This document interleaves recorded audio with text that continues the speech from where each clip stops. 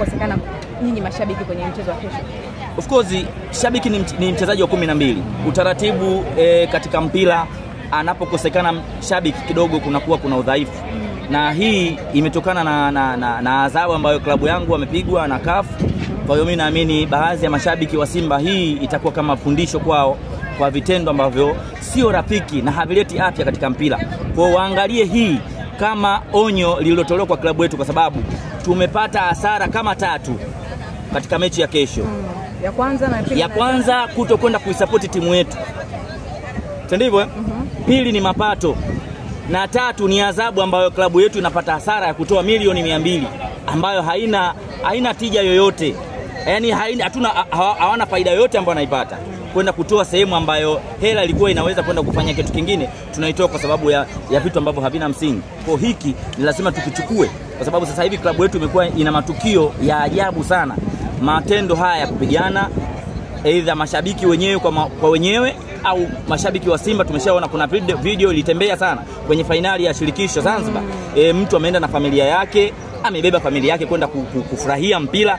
Yani itikadi mbaya kwamba eti kavaa jezi ya Yanga ndio watu wanakwenda kumshambulia kwa mateke na kumdhalilisha mbele ya familia yake. Sio kitendo cha kiungwana. Mpira ni furaha na mpira ni undugu, sio uadui. Huyu kavaa jezi ya Simba, kuvaa jezi ya Yanga sio sababu ya kusema kwamba wewe huyu amekutendea kitu kibaya sana. Hii itufundishe kwamba sasa hivi mpira sio uadui.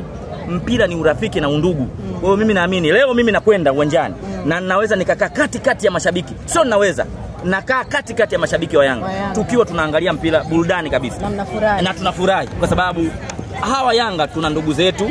Simba nao upande wa Yanga kule Simba wana ndugu zao. Kwa nini tulete vitu ambavyo havina afya kwenye mpira wetu? Kwamba mashabiki wa Yanga wana nidhamu vibaya mno. Yaani kwa hilo mimi nawapa respect kubwa sana. Na hii nidhamu haijatoka nje, ni kutoka kwenye management ya Dar es Salaam Africans. Kwa sababu mtoto unavomlea, yani namzungumzia mzazi anapomlea mtoto, ndio hivyo nakuwa na zile kariba zake za discipline. Kwa hiyo kwanza nianze kuwapongeza management kuweza kuwa control hawa mafans wa Dar es Salaam Africans. Hawana vitu vya ajabu. Kipi kinakosekana kwenu? Yani mimi nishai kuiongea siku moja, nilikuwa kwenye event ya Yanga, kwenye ile Super Day. Ngamia. Nishai kuulizwa swali moja kama hilo unaloniuliza. Nikasema kitu ambacho management ya Yanga wamekitengeneza kwa baadhi ya mafans wao ni kuwa karibu na uongozi. Unajua unapokuwa kama kiongozi mkubwa kama Engineer Hersi anakuwa karibu na hawa mafans wao karibu, ina maana huwezi kuwa na lopolopo kwenye kitu ambacho unakipata ndani, kinachotoka ndani. Huwezi kwenda kwenye public kwa kiongelea. Unajua kabisa kuna room ambayo unaweza kukaa na engineer. Engineer ni binadamu, anaweza kwenda kuteleza. Si ndivyo? Akiteleza kuna kitu mmekitengeneza kama group. Pale ndio unatoa dukuduku lako. Nje ndani nazungumzia ndani ya uongozi. Kwa hiyo sidhani kama kuna kitu ambacho unaweza ukikitoa nje ukienda front, ina maana wewe sasa hapo umetoa boko, unatakiwa uadhibiwa au utolewe kabisa ndani ya group, si ndivyo? Kwa mimi ambacho nawasifu Dar es Salaam Africans ni jinsi ambavyo wanaweza kuwa control mafans wao. Simba hicho kitu hatuna. Kila mtu anaiona Simba kama ya kwake, anavimba ni kwamba duniani hapa anaiona Simba ya kwake. Hayo maisha hayapo. Lazima mnakaa wote chungu kimoja.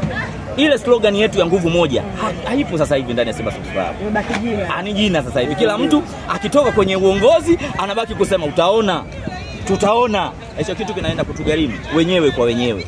Hiyo sisi. Asante sana sisi.